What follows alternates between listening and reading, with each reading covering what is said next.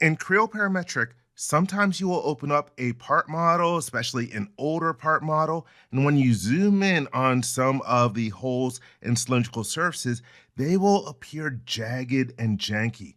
This is because this model was created with a bad value for the accuracy.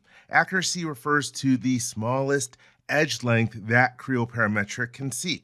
To change your model's accuracy, you can go to File, Prepare, then Model Properties.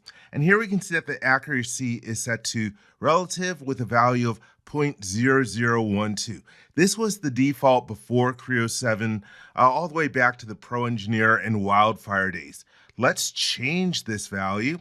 And instead of using a relative accuracy, I will change it to absolute. And I'm going to make it slightly smaller than what was in there. Let's make it 0.001. And I will click on the Regenerate button.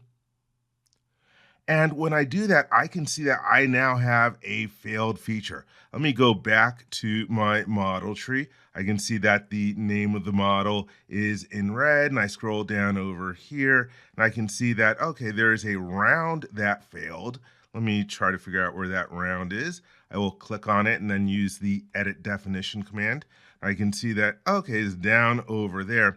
And this is a pretty small round. So I figured that the problem is that I did not make the accuracy low enough. So let me cancel out of the round feature.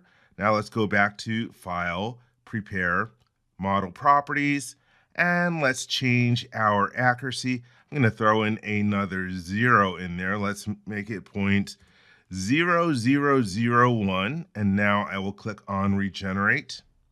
And let's close. We can see that we no longer have a failure, and the top node in the model tree is no longer red. So that's how you can fix the appearance of your different model surfaces so that they don't have that jagged appearance.